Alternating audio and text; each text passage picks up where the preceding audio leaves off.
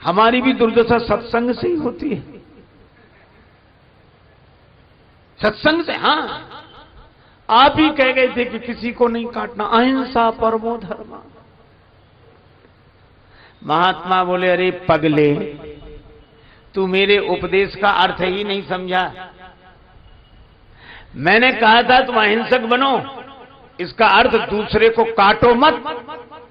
काटने के लिए मना किया था, लेकिन क्या फुफकारने के लिए भी मना किया था? अगर तुम काटोगे तो दूसरा नष्ट हो जाएगा, और फुफकारोगे नहीं तो तुम ही नष्ट हो जाओगे, इसलिए फुफकारो। सांप ने कहा तो आज्ञा है? बोले बिल्कुल। अब आए बच्चे झूला झूलने, और जो सांप ने फुफकार मारी उतनी दूर खड़े रहे। हम काटना भूल जाएं ये बात तो ठीक है, लेकिन अहिंसा इस हद तक चली जाए कि हम फुफकार नहीं भूल जाएं। लोग हमारी शांतिप्रियता को कायरता समझें।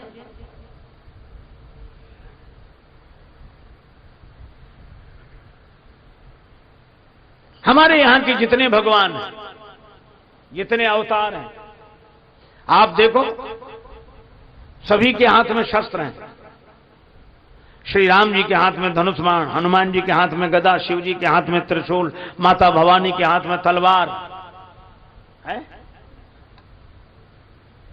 सब शस्त्र क्यों रखते हैं? हमारे यहां दो की परंपरा है, शास्त्र और शस्त्र।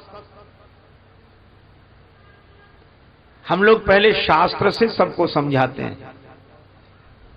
शाह में दो डंडे लगते हैं, वो सा रहता है ऐसा, और दो डंडे, आधा रा वाला सा, फिर त्रा, शास्त्र।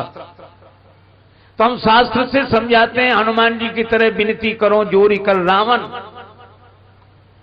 लेकिन जब कोई शास्त्र से नहीं समझता, हमारी खिल्ली उड़ाता है, तो फिर शास्त्र में से एक डंडा बाहर निकल आता है, और डंडा बाहर निकलते ही शास्त्री शस्त्र हो जाता है। तो हम शास्त्र शस्त्र दोनों से समझाते हैं। लेकिन पता नहीं हम लोगों को क्या हुआ, शास्त्र रह गए, शस्त्र तो गायब ही हो गए। शास्त्र आस्था की स्थापना करता है समाज में, और शस्त्र के द्वारा व्यवस्था होती है। और यही कारण देखो, रामचरितमानस बड़ा अद्भुत ग्रंथ है, बहुत अनुपम ग्रंथ है।